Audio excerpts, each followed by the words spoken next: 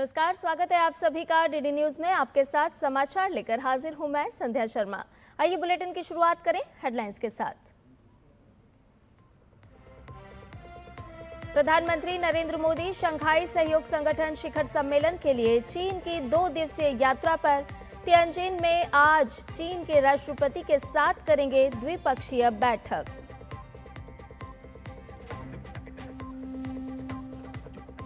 प्रधानमंत्री आज सुबह 11 बजे मन की बात कार्यक्रम में देशवासियों के साथ अपने विचार करेंगे साझा। आकाशवाणी और दूरदर्शन के समूचे नेटवर्क पर होगा प्रसारण।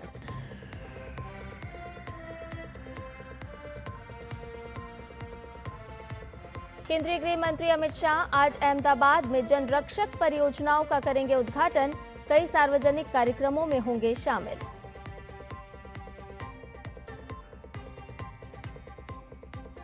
इजराइल ने यमन के सना में की एयर स्ट्राइक। हमले में हूती विद्रोहियों के प्रधानमंत्री अहमद अल राहावी समेत कई मंत्रियों की मौत।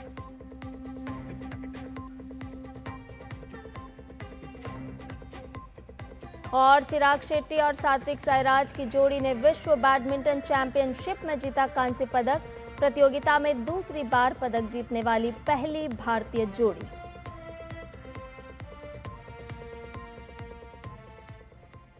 आइए सभी खबरों को विस्तार से जानते हैं। प्रधानमंत्री नरेंद्र मोदी शंघाई सहयोग संगठन शिखर सम्मेलन के लिए चीन की 2 दिवसीय यात्रा पर हैं। दुनिया के साथ पूरे एशिया की नजरें इस अहम बहुपक्षीय मंच और भारत की सक्रिय भूमिका पर टिकी हुई है। सम्मेलन से इतर पीएम मोदी तियानजिन में आज चीन के राष्ट्रपति के साथ द्विपक्षीय बैठक करेंगे। साथ ही प्रधानमंत्री मोदी म्यांमार के वरिष्ठ जनरल मिन आंग ह्लांग के साथ भी द्विपक्षीय बैठक करेंगे। तियानजिन से हमारी संवाददाता जेसिका तनेजा की ये रिपोर्ट देखिए।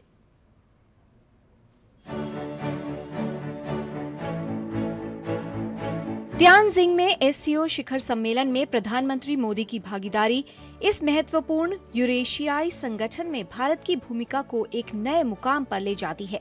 भारत 2017 से इस संगठन का पूर्ण सदस्य है और इससे पहले संगठन के शिखर परिषद की अध्यक्षता भी कर चुका है। ये सम्मेलन क्षेत्रीय सुरक्षा सहयोग, आर्थिक साझेदारियां और आतंकवाद विरोधी प्रयासों को आगे बढ़ाने का मंच प्रदान करेगा, जो इस क्षेत्र में भारत के रणनीतिक हितों के लिए बेहद महत्वपूर्ण है। सम्मेलन के दौरान प्रधानमंत्री मोदी कई द्विपक्षीय बैठकों में हिस्सा लेंगे।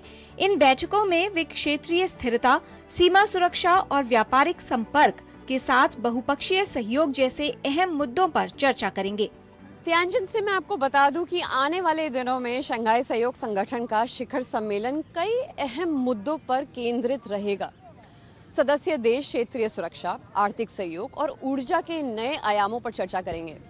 भारत अपनी प्राथमिकताओं को सामने रखेगा, जिसमें आतंकवाद के खिलाफ साझेदारी को मजबूत करने और व्यापार तथा कनेक्टिविटी से जुड़े अवसरों को आगे बढ़ाना शामिल होगा।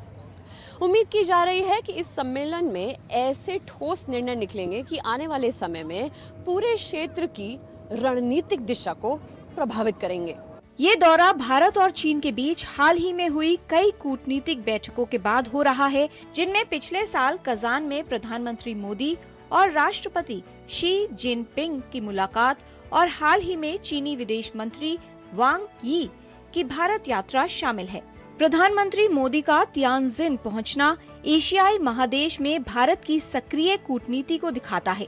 प्रधानमंत्री मोदी का ये दौरा हालिया भू राजनीतिक माहौल में बहुपक्षीय जुड़ाव, द्विपक्षीय स्थिरता और विकास को रणनीतिक रूप से संतुलित करने का प्रयास है।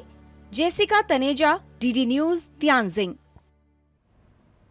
चीन में भारतीय संस्कृति की छाप देखने को मिल रही है। खासकर नृत्य और संगीत के क्षेत्र में भारतीय कला का प्रसार बीजिंग समेत कई जगहों पर हो रहा है, जहां कई चीनी कलाकार भारतीय शास्त्रीय नृत्य और संगीत के प्रति रुचि दिखा रहे हैं और उन्हें बढ़ावा भी दे रहे हैं।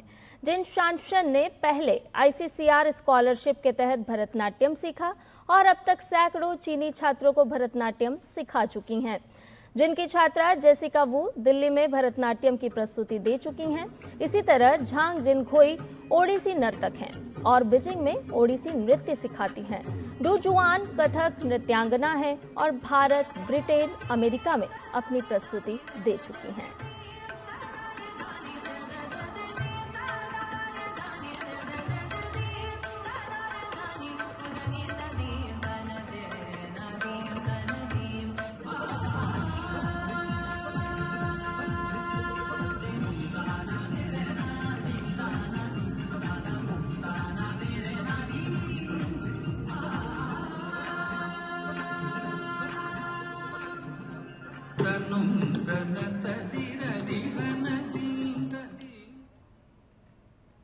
चीन के कलाकार झुआंग जिंग ने उस्ताद अकरम खान से तबला सीखा है और बीजिंग के मिंजो यूनिवर्सिटी में अब वो तबला सिखाती हैं। मी जुआनये ने पंडित भजन सोपारी और पंडित अभय रुस्तम सोपारी से संतूर सीखा है और बीजिंग से सेंट्रल कंजर्वेटरी ऑफ म्यूजिक में पोस्ट डॉक्टरल स्कॉलर हैं। वहीं लियो हुईयुआन ने गुरुदेवु चौधरी से सितार सीखा है और दिल्ली विश्वविद्यालय की छात्रा रह चुकी हैं। लियो बीजिंग स्थित सेंट्रल कंजर्वेटरी ऑफ म्यूजिक में पिछले 8 साल से सितार सिखा रही हैं।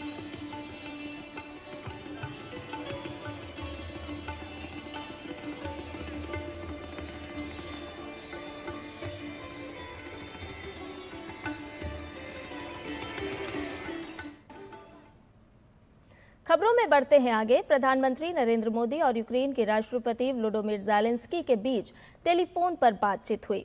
राष्ट्रपति ज़ेलेंस्की ने यूक्रेन से संबंधित हालिया घटनाक्रमों पर अपने विचार साझा किए।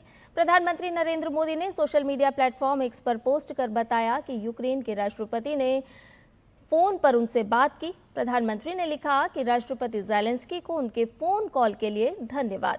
हमने चल रहे संघर्ष, उनके मानवीय पहलू और शांति एवं स्थिरता बहाल करने के प्रयासों पर विचारों का आदान प्रदान किया।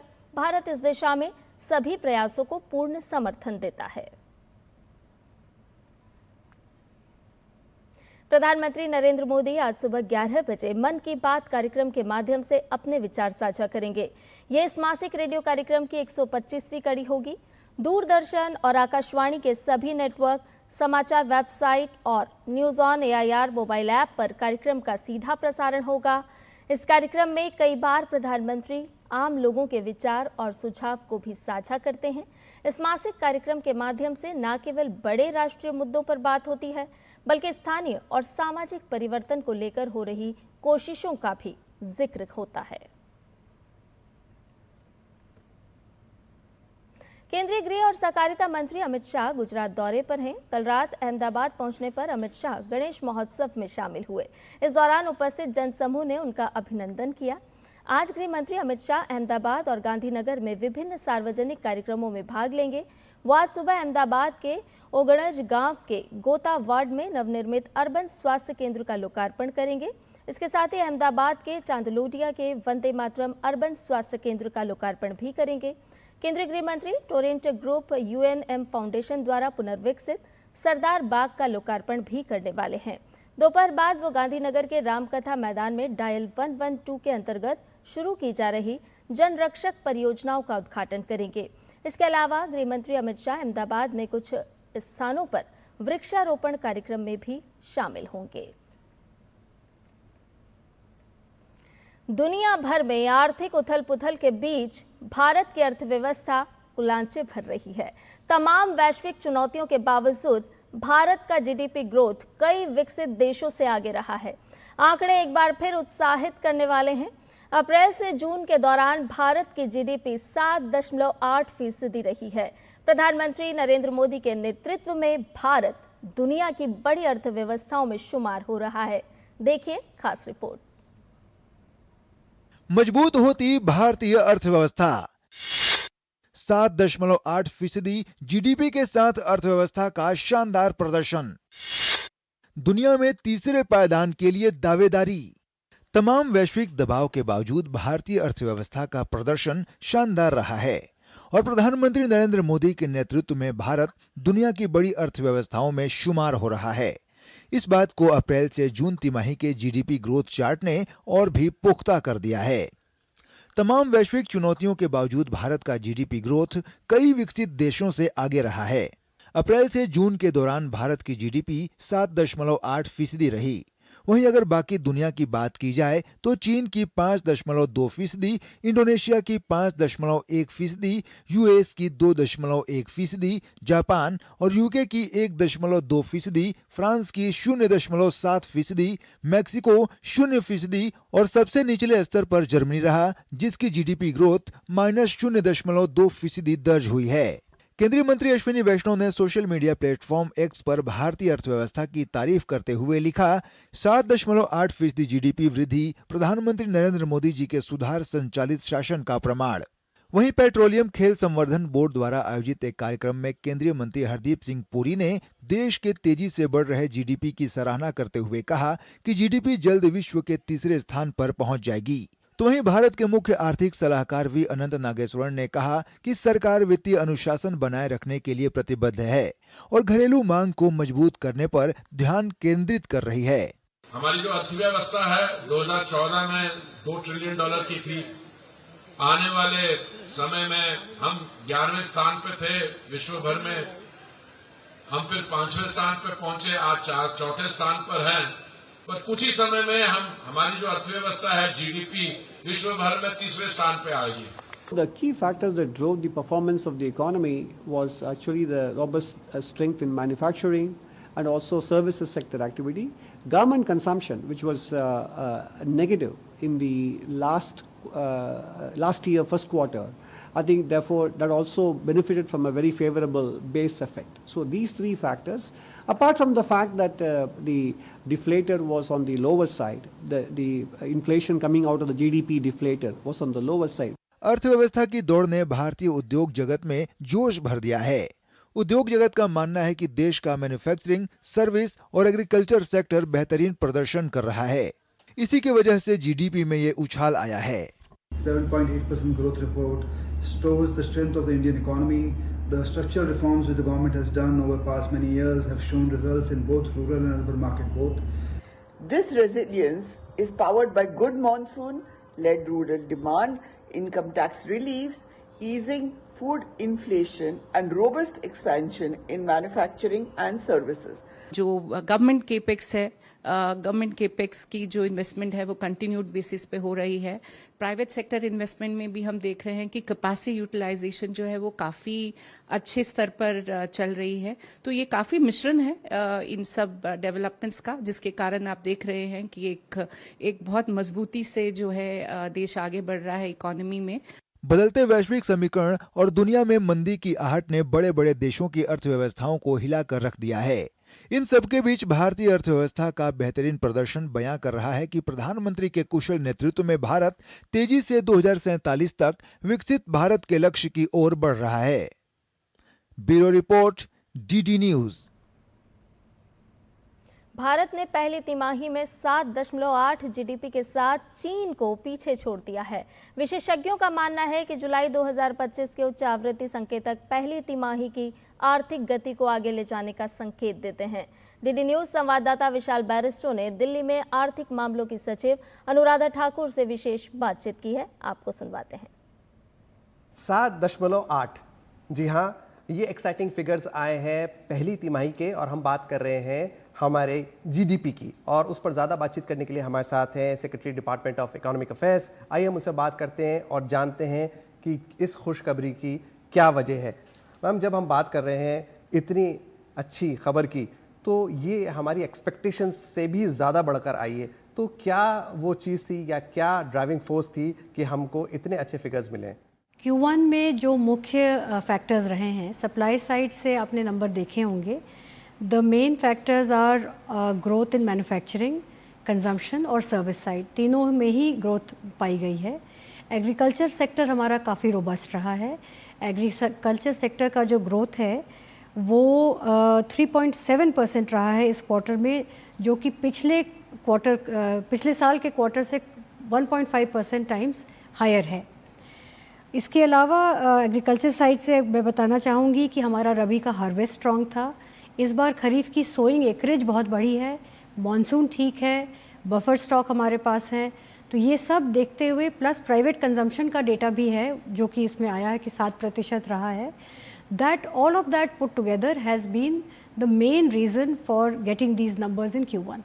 आपने बात करी कि कृषि क्षेत्र में हमें पिछली बार के मुकाबले 1.5 गुना ज़्यादा अच्छा फिगर मिला है और भारत कृषि प्रधान देश भी है, तो क्या जो एग्रीकल्चर सेक्टर है वो उसने क्रूशल रोल निभाया है हमारे इन अच्छे जीडीपी फिगर्स को लाने में? एग्रीकल्चर सेक्टर का रोल रहा है दोनों तरफ से। एक तो एग्रीकल्चर सेक्टर का खुद ही ग्रोथ रहा है, प्लस उसकी वजह से रूरल डिमांड भी बूस्ट हुई पड़ी है, तो बोथ पुट टुगेदर दोनों ने इस पे कंट्रीब्यूट किया है। मैम, जब हम बात करते हैं हमारी अर्थव्यवस्था की, भारत दुनिया की सबसे तेज़ गति से बढ़ती हुई अर्थव्यवस्था है, तो जब हम इन फिगर्स के बेसिस पे मुकाबला करते हैं हमारे कॉम्पिटिंग कंट्रीज़ का, ख़ासतौर से चाइना का, तो उसके बारे में आप क्या कहेंगी? हाँ, इसमें आई थिंक इस क्वार्टर के नंबर ये दर्शाते हैं कि हम अभी भी सबसे तेज़ गति से बढ़ती हुई आर्थिक व्यवस्था हैं।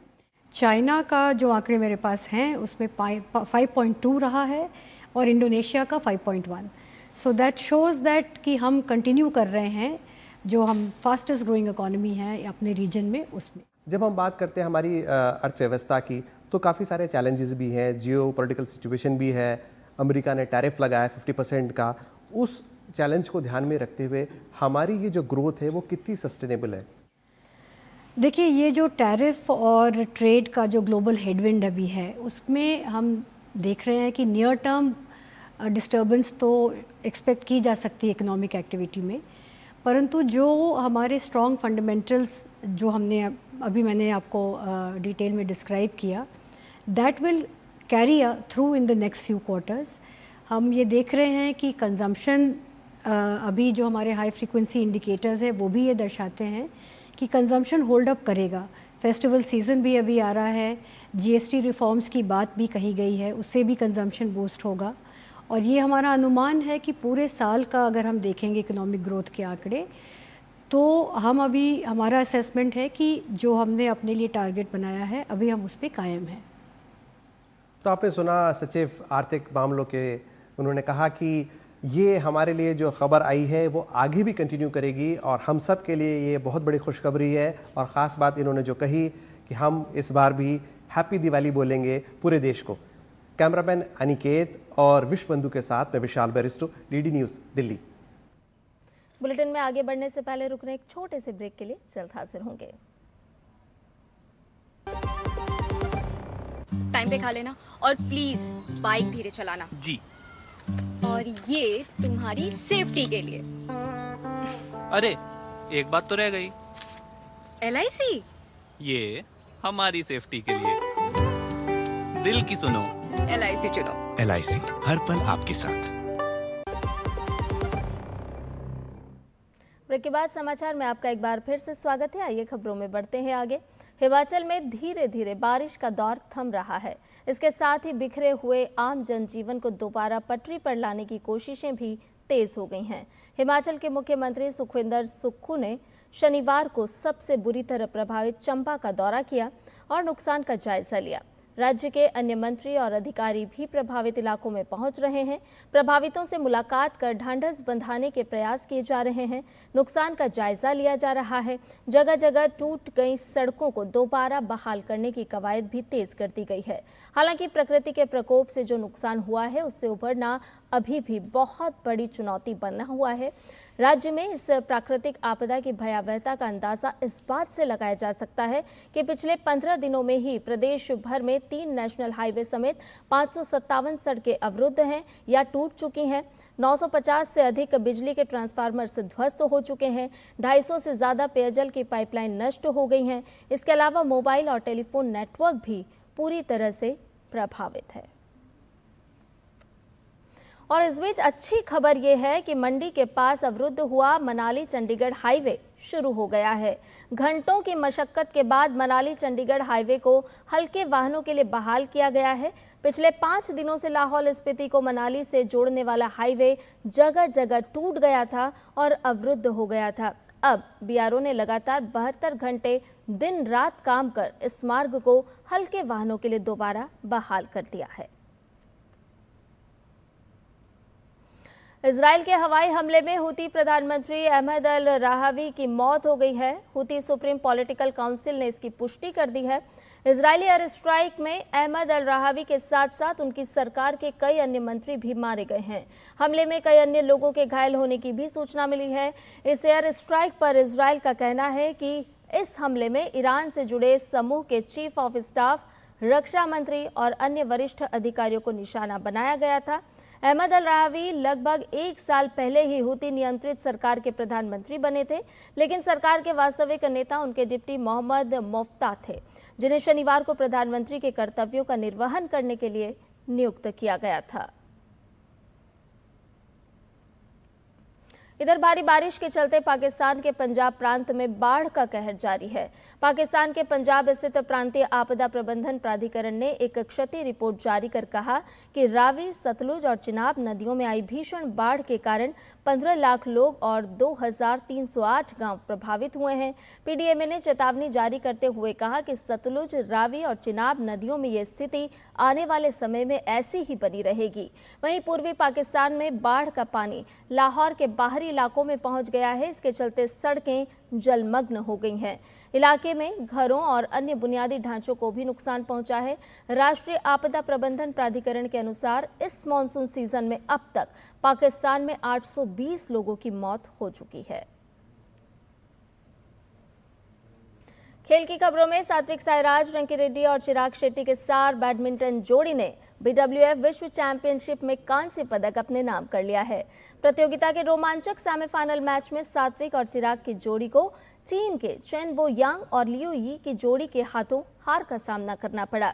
इस जीत के साथ ही सात्विक और चिराग की जोड़ी बीडब्ल्यूएफ विश्व चैंपियनशिप में 2 बार पदक जीतने वाली पहली जोड़ी बन गई।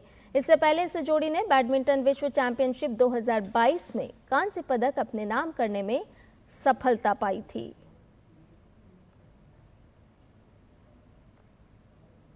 कजाकिस्तान के शिमकेंट में आयोजित हुई एशियाई निशानेबाजी चैंपियनशिप में भारत का दमदार प्रदर्शन देखने को मिला है। भारतीय दल ने एशियन शूटिंग चैंपियनशिप के इतिहास में अपना अब तक का सबसे बेहतरीन प्रदर्शन करने में सफलता पाई। भारतीय निशानेबाजों ने सीनियर और जूनियर स्पर्धाओं में 52 स्वर्ण सहित कुल 103 पदक अपने नाम किए। प्रतियोगिता के अंतिम दिन अंकुर मित्तल ने पुरुषों की डबल ट्रैप स्पर्धा में 107 अंक के साथ विश्व रिकॉर्ड बनाते हुए स्वर्ण पदक अपने नाम किया। राजकंवर सिंह संधू ने 25 मीटर सेंटर फायर पिस्टल स्पर्धा में 583 अंक के साथ व्यक्तिगत स्वर्ण जीता। टीम इवेंट में संधू, गुरप्रीत और अंकुर गोयल की तिकड़ी ने कुल 1733 अंकों के साथ टीम को गोल्ड जिताया। महिलाओं की 50 मीटर राइफल प्रोन स्पर्धा में मानिनी कौशिक ने 617.8 अंकों के साथ कांस्य पदक जीता। महिलाओं की डबल ट्रैप स्पर्धा में भारत ने पोडियम क्लीन स्वीप किया। अनुष्का सिंह भाटी ने स्वर्ण, राजकुंवर प्रणील इंगले ने रजत और यशाया हाफिज कॉन्ट्रैक्टर ने कांस्य पदक जीतने में सफलता पाई।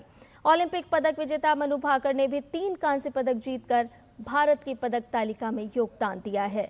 भारत ने तीनों श्रेणियों सीनियर, जूनियर और युवा में 52 स्वर्ण, 26 रजत और 25 कांस्य सहित कुल 103 पदक जीते हैं। भारत के 35 सीनियर निशानेबाजों और 129 जूनियर प्रतिभागियों ने इस चैंपियनशिप में हिस्सा लिया। भारतीय भारोत्तोलक लवप्रीत सिंह ने कॉमनवेल्थ वेटलिफ्टिंग चैंपियनशिप में पुरुषों की 110 प्लस किलोग्राम भार वर्ग में कांस्य पदक अपने नाम कर लिया। उन्होंने स्नैच में 175 किलोग्राम और जर्क में 205 किलोग्राम सहित कुल 380 किलोग्राम भार उठाकर तीसरा स्थान हासिल किया है। वहीं तीरंदाज श्याम सुंदर ने भी परचम लहराया है। इसके साथ ही आपको बताएं कि भारत आज खेल सामग्री निर्माण को वैश्विक पहचान दिलाने में क्षेत्र में तेजी से आगे बढ़ रहा है। देश में खेल उद्योग को बढ़ावा देने, बेहतर खेल नीतियों और बुनियादी ढांचे को गति देने के उद्देश्य से राजधानी दिल्ली में केंद्रीय खेल मंत्री डॉक्टर मनसुख मांडविया के नेतृत्व में खेल सामग्री निर्माण सम्मेलन का आयोजन किया गया। इस सम्मेलन में खेल मंत्रालय, स्पोर्ट्स मैन्युफैक्चरिंग एसोसिएशन, फिक्की सहित देश भर के वरिष्ठ अधिकारियों सहित खेल उद्योग जगत के प्रतिनिधियों ने भाग लिया। सम्मेलन को संबोधित करते हुए केंद्रीय खेल मंत्री डॉक्टर मनसुख मांडविया ने कहा कि आज प्रधानमंत्री नरेंद्र मोदी के नेतृत्व में पिछले 11 वर्षों में भारत की खेल पहचान में जबरदस्त वृद्धि हुई है। देश में खेल के क्षेत्र में एक बड़ा बदलाव आया है, जो संस्थागत सुधारों, जमीनी स्तर पर विकास और समावेशी भागीदारी से प्रेरित है। ये परिवर्तन प्रतिबद्धता, इंफ्रास्ट्रक्चर और राष्ट्रीय गौरव से जुड़ा हुआ है और ये क्रांति नीतिगत स्तर और खिलाड़ियों के प्रदर्शन दोनों में स्पष्ट रूप से दिखाई भी देती है। आने वाले दिनों में देश में स्पोर्ट्स कल्चर, फिटनेस सेक्टर, आज से जो यहाँ नीति आयोग ने टारगेट रखा है कि 2036 में हमें 0.5% से 15% ले जाना है, वो 25% एबव होगा और मैं उसको बहुत अच्छी तरह से देख रहा हूँ। समय को हमें समझना होगा, बदलाव को हमें समझना होगा, देश का मॉडल को हमें समझना होगा। दुनिया के मॉडल पर अब हमने बहुत चल लिया है दोस्तों। ये देश अपना मॉडल बनाता है, अपने मॉडल पे चलता है। हमारा गोल, हाँ, दुनिया में बेस्ट चीजें हैं उसको देखो समझो, लेकिन मॉडल तो हमारा ही होगा। और आज राधा अष्टमी है। मान्यताओं के अनुसार आज ही के दिन मथुरा के बरसाना में राधा रानी का जन्म हुआ था। बरसाना में राधा अष्टमी की धूम देखते ही बन रही है। राधा अष्टमी पर वातावरण पूरी तरह से भक्ति और उल्लास के रंगों में रंगा हुआ है। मंदिरों से लेकर गलियों तक राधा रानी के नाम के जयकारे लग रहे हैं। पूरा बरसाना दीपों, फूलों और रंग बिरंगी लाइटों से सजा हुआ है।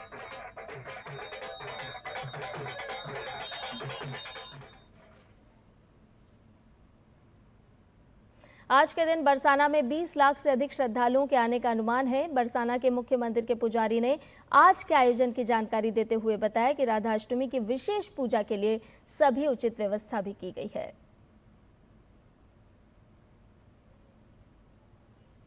बरसाना में 2 दिवसीय राधा जन्मोत्सव मनाया जाता है। भादो मास के शुक्ल पक्ष की अष्टमी तिथि को राधा रानी का जन्म हुआ, तो सप्तमी अष्टमी को यहाँ मनाया जाता है। आप देख रहे हैं पूरे मंदिर को दुल्हन की तरह से सजाया गया, चारों तरफ जगमग रोशनी हो रही है। श्रद्धालुओं की संख्या इस बार भारी संख्या, क्योंकि छुट्टी हो गई रविवार और शनिवार की वजह से, तो 20 लाख लोग यहाँ उनको देखते हुए मंदिर प्रबंधन ने 92 व्यवस्था है कि एक आप देख रहे हैं ये प्रवेश द्वार है और यहाँ से श्रद्धालु आते हैं और निकास द्वार से निकल जाते हैं। अभिषेक में दूध, दही, घृत और आपका शहद, केसर, इत्र आदि सभी वस्तुएं प्रयोग की जाती है। टनों की मात्रा में आता है, क्योंकि 1 घंटे श्री जी का अभिषेक चलता है। बहुत विशाल प्रक्रिया है और पूरा गोस्वामी समाज, बरसाना, नंदगांव आदि सब पूर्व के जो कवियों के लिखे हुए पद हैं उनका गायन करते हुए श्री किशोरी जी का जन्मदिवस मनाते हैं। बहुत ही सुंदर मंदिर सजा हुआ है, एंट्रेंस बहुत सुंदर है और उतना ही सुंदर मंदिर है राधा रानी का। बहुत सुंदर देख के ही मतलब ऐसा लगता है हम स्वर्ग में आ गए हैं। बहुत आनंद है। बरसाना में आज सखियां एकत्रित हुई हैं और बहुत कृपा श्री जी की। बहुत ही आनंद की लहर है, बहुत ही सुंदर मंदिर, भव्य ये सजावट, बहुत ही सुंदर सजावट हो रखी है। राधा रानी की कृपा बरस रही है और संगत दूर दूर से आई है। हम भी दिल्ली से हर साल आते हैं राधा रानी के इस उत्सव के ऊपर और बहुत ही आनंद आता है। और समाचार में फिलहाल के लिए इतना ही। मुझे दीजिए इजाजत। नमस्कार।